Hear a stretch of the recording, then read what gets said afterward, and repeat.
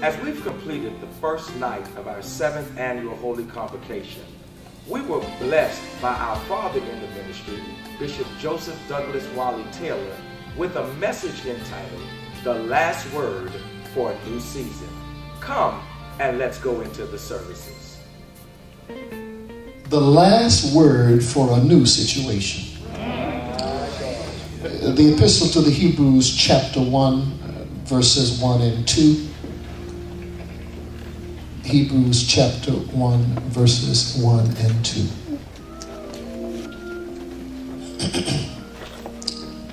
God, who at sundry or various times and in divers manners spake in time past unto the fathers by the prophets, hath in these last days or latter days spoken unto us by his Son. I could stop there, but for contextual purposes, whom he hath appointed heir of all things, by whom also he made the worlds. Notice that. Spoken by his Son, heir of all things. And there's so much more in there, but let me stop right there for our purposes tonight. And this is the word of the Lord. You may sit, Father,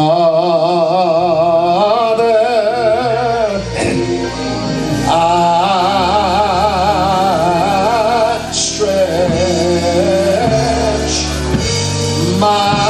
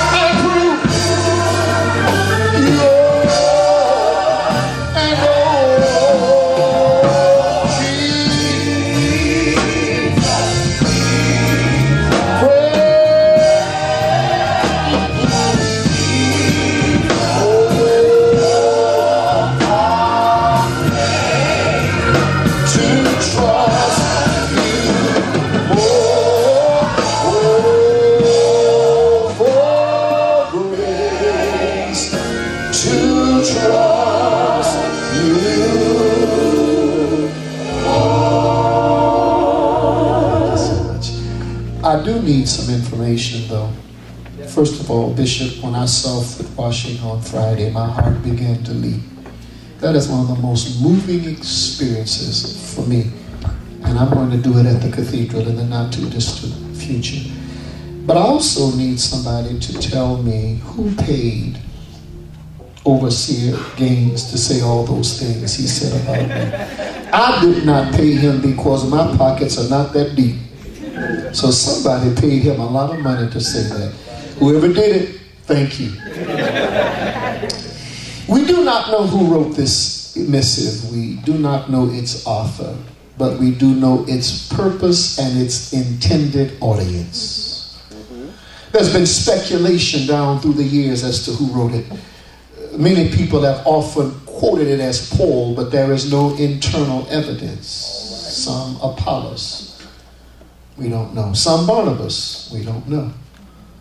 But we do know to whom the letter was written. It was written to Jewish Christians.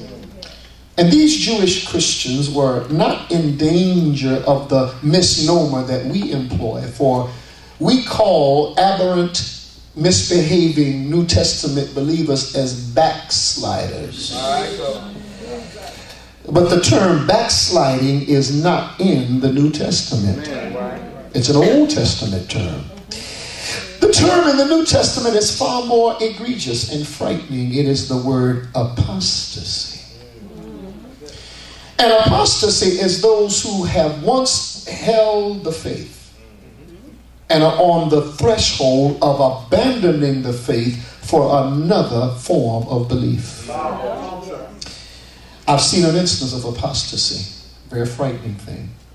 There was a minister who was the head of the NAACP, or one of its leaders a few years ago, who was a Christian minister who abandoned the Christian faith to become a Muslim minister. Now, I'm not here to argue against the Muslim faith, but what he did was apostasy. He didn't backslide.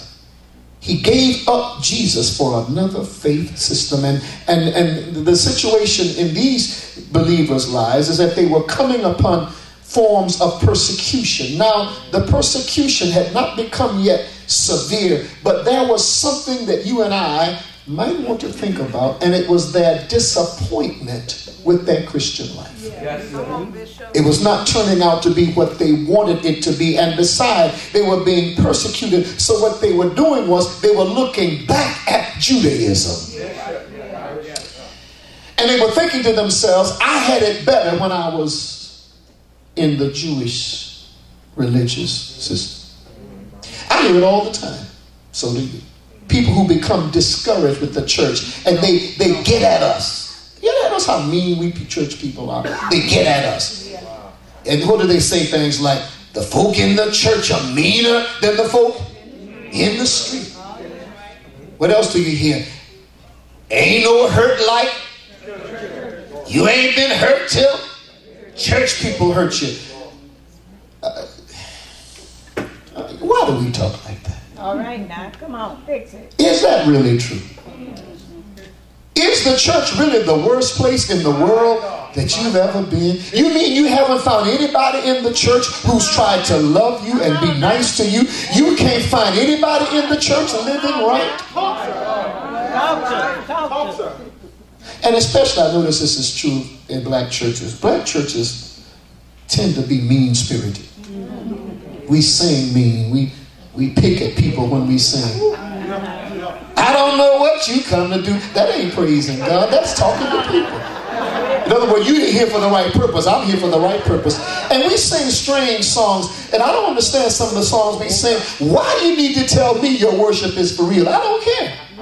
Your worship ain't for me. It's for God. Why are you trying to convince me your worship is for real? You can always tell a black church because you've got two things in black church usually: a Hammond organ and a fussing preacher. And we use the pulpit. I've done it. We got some kind of bug stuck in our craw, and we use the pulpit to get at folks. And you can always tell what's wrong in the black church. Just listen to the sermon. Either they ain't giving right, or they ain't coming to church, or somebody's messing with the first lady, because it's going to get in the sermon. One thing I love about white preachers, they can preach a sermon and you never can tell what's happening in a white church by the sermon, but you can in the black church. We got devilish deacons and messy Muslims and tricky trustees and ugly ushers. Yeah, you think, yeah, I know.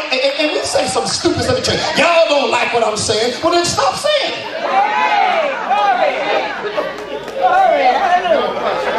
Ain't nobody listening to me. You talking loud enough. Why don't you go and say what you got to say? Black churches are strange. We do some strange talking to black churches. I hope you were blessed by this message, and I want you to share this message with your family and friends as it has blessed us. You can write Spoken Word Ministerial Alliance International at 3966 Downman Road, New Orleans, Louisiana, 70126. Or visit us on the web at www.swmai.com.